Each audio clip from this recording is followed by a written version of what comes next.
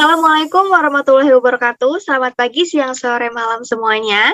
Perkenalkan, saya Libi Nur Fitria dengan NIM 20043111013. Saya Karina Talita Rehan Amanda dengan NIM 20043111020. Hari ini kami berdua akan mempresentasikan, lebih tepatnya mendiskusikan hasil kerja kami mengenai ujian akhir semester dari mata kuliah auditing yang diberikan oleh dosen kami, Bapak Ridwan Zulfiaga. Sebelumnya izinkan saya untuk share screen sebentar ya, Karina. Ya. Share screen. Sudah muncul sekarang? Muncul. Oke. Ini untuk cover yang pertama, UAS Auditing 2022. Ini saya, Libi, dan Karina. Untuk slide selanjutnya ada topik bahasan apa aja yang akan kita jelaskan hari ini. Yang pertama itu perihal kertas kerja pemeriksaan, tujuan dari pembuatan permanent file dan current file, serta contoh dari tiap file tersebut. Yang kedua, kita juga akan ngebahas 3 tipe bukti audit, contoh dari masing-masing tipe. Yang ketiga ada perbedaan antara compliance test dan substantive test. Kemudian ada contoh 2 hal tersebut pada pengujian akun piutang. Kemudian soal yang keempat ada teknik konfirmasi, asersi apa yang hendak diuji dengan teknik tersebut, dan prosedur dan jenis konfirmasi ada apa saja. Untuk subtopik yang pertama, apakah kertas kerja pemeriksaan, apa tujuan dari pembuatan permanent file dan current file, serta berikan contoh dari tiap file tersebut. Pengertian dari kertas kerja pemeriksaan yaitu sebuah berkas-berkas yang dikumpulkan oleh auditor dalam menjalankan pemeriksaan yang berasal dari pihak klien, dari analisis yang dibuat oleh auditor, dan dari pihak ketiga. Nah, untuk perbedaan antara permanent file dan current file yaitu kertas kerja yang mempunyai manfaat untuk kepentingan audit lebih dari 1 periode audit. Permanent file bertujuan sebagai sumber informasi tentang berbagai hal dalam audit yang berlaku dari tahun ke tahun. Permanent file berisi data historis dan data yang bersifat berkelanjutan. Untuk contoh dari permanent file sendiri yaitu ada 4 yang kita cari. Yang pertama ada akte pendirian, yang kedua buku pedoman akuntansi, yang ketiga kontrak-kontrak perusahaan dengan klien, dan yang terakhir yaitu notulen rapat. Kemudian ada current file, yaitu kertas kerja yang mempunyai manfaat hanya untuk kepentingan 1 periode audit yang bersangkutan, khususnya yang terkait dengan laporan keuangan, misalnya kertas kerja laporan keuangan, neraca laba rugi dan arus kas, dan kertas kerja yang dibuat untuk pembuktian semua rekening laporan keuangan. Contohnya itu neraca saldo, berita acara kas opname, rekonsiliasi bank, rincian piutang persediaan, rincian liabilitas, rincian biaya, dan lain-lain. Kemudian lanjut ke nomor yang 2. Sebutkan dan jelaskan 3 tipe bukti audit beserta contohnya.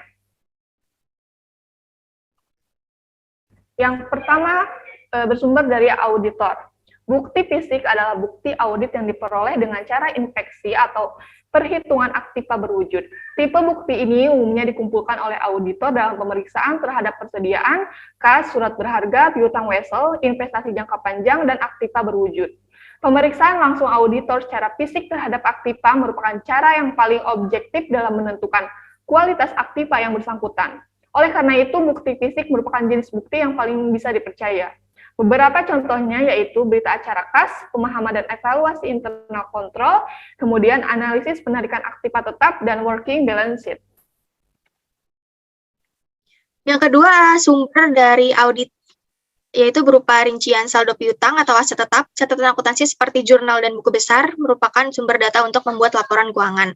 Oleh karena itu, bukti catatan akuntansi merupakan objek yang diperiksa dalam audit laporan keuangan. Contoh dari sumber auditi yang pertama dari neraca saldo, rekonsiliasi bank, analisis umur piutang, rincian persediaan, serta rincian-rincian lainnya. Sumber yang ketiga dari pihak ketiga, yaitu surat konfirmasi utang, piutang, atau penilaian aset tetap. Konfirmasi merupakan proses pemerolehan dan penilaian suatu komunikasi langsung dari pihak ketiga sebagai jawaban atas permintaan informasi tentang unsur tertentu yang berdampak terhadap asersi laporan keuangan. Konfirmasi merupakan bukti yang sangat tinggi reliabilitasnya karena berisi informasi yang berasal dari pihak ketiga secara langsung dan tertulis. Untuk contoh dari pihak ketiga ada jawaban konfirmasi piutang, utang dari bank, dari penasihat hukum perusahaan. Nah, dalam menjalankan pemeriksaannya, KAP harus berpedoman kepada SPAP, khususnya standar auditing, standar pengendalian mutu, kode etik Ikatan Akuntansi Indonesia, dan aturan etika IAI Kantor Akuntan Publik. Selanjutnya, yang ketiga, apakah perbedaan antara compliance test dan substantive test? Berikan contoh dua hal tersebut pada pengujian akun piutang. Untuk perbedaannya sendiri, compliance adalah tes yang dilakukan atas bukti-bukti transaksi perusahaan dalam rangka untuk menilai apakah transaksi-transaksi yang ada dari perusahaan sudah dicatat sesuai dengan sistem dan prosedur yang telah ditetapkan pihak manajemen. Nah, apabila ditemukan suatu penyimpangan nih, meskipun jumlahnya tidak material, namun auditor harus tetap memperhitungkan efek dari penyimpangan tersebut terhadap efektivitas pengendalian internalnya. Sedangkan substantive test merupakan tes yang dilakukan untuk menilai kewajaran dari saldo perkiraan laporan keuangan. Pada saat melakukan substantive test, auditor menemukan suatu kesalahan, maka harus dipertimbangkan nih apakah jumlahnya material atau tidak. Jika kesalahan dari jumlahnya material, maka perlu dilakukan usulan penyesuaian tertulis. Namun apabila auditor yakin akan usulan penyesuaian tersebut, namun klien tidak menyetujuinya, maka auditor tidak diperkenankan memberi opini unqualified terhadap hasil auditnya. Apabila kesalahan tersebut tidak material, maka auditor tetap mengajukan usulan penyesuaian atau adjustment, namun tidak perlu dipaksakan karena tidak akan mempengaruhi pendapat auditor. Nah, kemudian contohnya dari compliance test dan substantive test. Kalau compliance test, biasanya dipakai untuk transaksi di bawah ini. Penjualan, penerimaan kas, pengeluaran kas, pembelian, pembayaran gaji, dan upah, serta jurnal koreksi atau penyesuaian. Kalau di substantive test, contohnya itu kayak untuk inventarisasi aktiva tetap, observasi atas perhitungan fisik persediaan, perhitungan fisik kas, serta pemeriksaan terhadap rekonsiliasi bank. Kita akan lanjut ke nomor 4. Untuk pengujian akun piutang sering digunakan teknik konfirmasi. Jelaskanlah asersi apa yang hendak diuji dengan teknik tersebut, serta prosedur dan jenis konfirmasi yang Anda ketahui. Asersi yang diuji dengan teknik ya. Yang pertama ada asersi tentang penilaian atau alokasi, valuation and allocation. Merupakan asersi manajemen yang mengatakan bahwa komponen aktiva, kewajiban, pendapatan, dan beban telah dicantumkan dengan jumlah yang semestinya sesuai GAAP dan telah dicatat dan dihitung dengan cermat. Contohnya yaitu manajemen membuat asersi bahwa aktiva tetap dicatat berdasarkan harga pemerolehannya dan pemerolehan semacam itu secara sistematik dialokasikan ke dalam periode-periode akuntansi yang semestinya. Demikian pula manajemen membuat asersi bahwa piutang usaha yang tercantum di neraca dinyatakan berdasarkan nilai bersih yang dapat direalisasikan. Kemudian yang kedua ada asersi tentang keberadaan atau keterjadian, existence or occurrence. Berhubungan dengan apakah aktiva maksud saya atau uang entitas ada pada tanggal tertentu dan apakah transaksi yang dicatat telah terjadi selama periode tertentu. Contohnya yaitu manajemen membuat asersi bahwa persediaan produk jadi yang tercantum dalam neraca adalah tersedia untuk dijual. Begitu pula manajemen membuat asersi bahwa penjualan dalam laporan laba rugi menunjukkan pertukaran barang atau jasa dengan kas atau aktiva bentuk lain, misalnya piutang dengan pelanggan. Untuk asersi selanjutnya, yang ketiga ada asersi tentang kelengkapan atau completeness, yaitu asersi yang berhubungan dengan apakah semua transaksi dan akun yang seharusnya disajikan dalam laporan keuangan telah dicantumkan di dalamnya. Sebagai contoh, manajemen membuat asersi bahwa seluruh pembelian barang dan jasa dicatat dan dicantumkan dalam laporan keuangan. Demikian pula, manajemen membuat asersi bahwa utang usaha di neraca telah mencakup semua kewajiban entitas.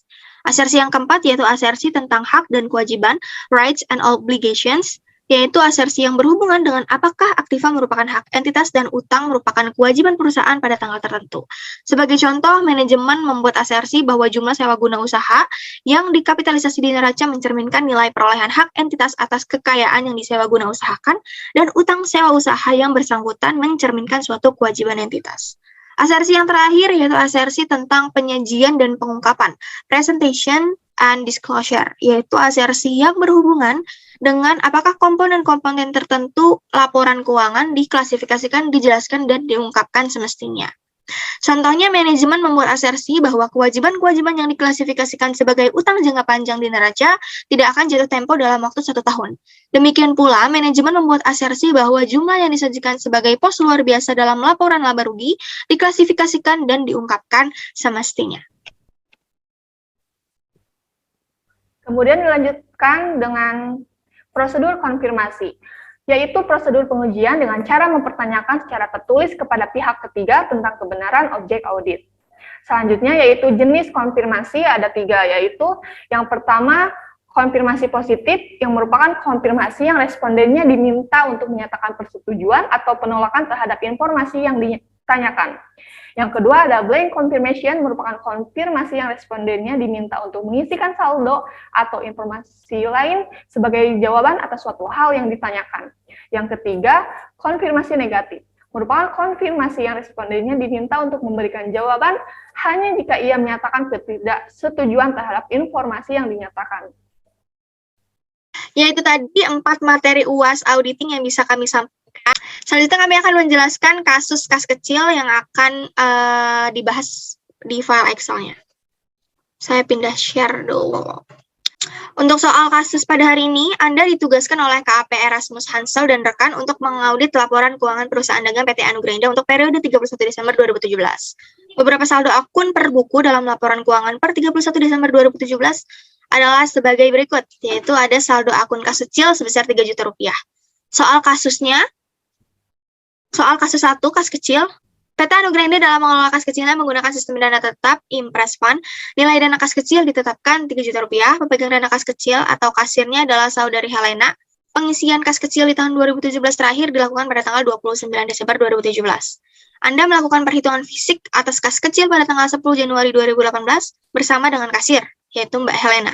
Di dalam kotak berangkas kas kecil, Anda dan kasir mendapati 1. Uang tunai kertas dengan rincian 6 lembar uang 100 ribuan, 18 lembar uang 50 ribuan, 8 lembar uang 20 ribuan, 7 lembar uang 10 ribuan, 3 lembar uang 5 ribuan, dan 29 lembar uang 2 ribuan. Adapun rincian untuk uang tunai logam, 31 keping uang 1000-an, 24 keping uang 500-an, dan 4 keping uang 100-an.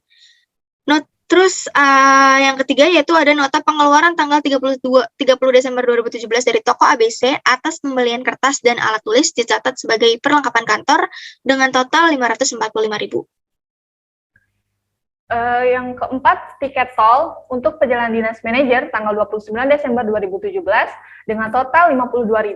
Yang kelima ada nota pengeluaran tanggal 5 Januari 2018 dari toko ABC atas pembelian pita printer perlengkapan kantor dengan total 226.000. Yang keenam ada nota pengeluaran tanggal 9 Januari 2018 dari CV Jaya Teknika untuk memperbaiki AC yang rusak dengan total 330.600. Yang ketujuh ada cek dari PT Usaha Terus senilai 5 juta dengan tanggal 10 Januari 2018 untuk membayar invoice nomor 0245. Atas cek tersebut, bagian finance Bapak Saputra telah menjelaskan bahwa cek tersebut akan disetorkan keesokan harinya. Cek tersebut demi keamanan, sementara dititipkan kepada kasir kas kecil karena meja Ibu Helena sedang diperbaiki. Oke, ini soal yang diminta. Yang pertama, asersi apa saja yang sedang diuji dalam kasus di atas, serta sebutkan apakah prosedur audit yang dilakukan untuk menyelesaikannya. Soal yang kedua, berdasarkan informasi yang ada, selesaikan kertas kerja perhitungan kas kecil yang ada. Buat jurnal penyesuaiannya jika diperlukan. Baik, untuk jawaban nomor 1, asersi apa saja yang sedang diuji dalam kasus di atas. Jawaban kami merupakan asersi tentang penilaian atau alokasi, valuation and allocation. Alasannya kenapa? Karena nyambung dengan prosedur audit juga yang kita ambil, yaitu perhitungan ulang, meliputi pengecekan ulang atas suatu hasil perhitungan yang telah dilakukan klien. Diambil dari buku Al-Haryono halaman 233, pengecekan ulang atas perhitungan klien meliputi pengujian atas ketelitian perhitungan dan mencakup prosedur seperti memeriksa hasil perkalian dalam faktor penjualan, persediaan, penjumlahan dari jurnal, dan lain-lain. Itu kenapa? Karena tadi di atas kita sama-sama ngecek bersama Mbak Helena dari kotak berangkasnya, menghitung kembali uang yang ada, uang tunai kertas dan logam yang ada di dalam berangkasnya, terus ada bukti pengeluaran-pengeluaran apa saja yang selama ini sudah dijalankan selama tahun 2017 serta awal tahun 2018. Itu kenapa jadi kita ngambil asersi tentang penilaian dan alokasi, dan prosedur yang kami ambil juga prosedur perhitungan ulang. Soal nomor 2, berdasarkan informasi yang ada, selesaikan kertas kerja perhitungan kas kecil yang ada, buat jurnal penyesuaian jika diperlukan. Saldo kas kecil di laporan keuangan 31 Desember 2017 yaitu 3 juta. Kemudian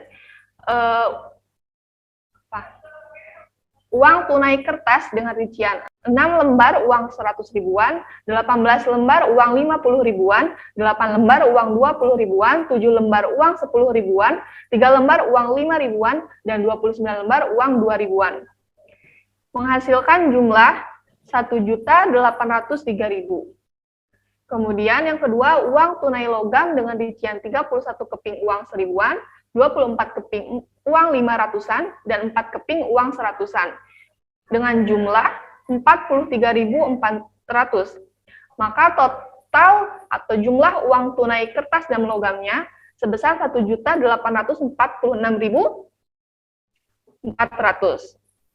Nah, kemudian kita akan membuat jurnal penyesuaiannya.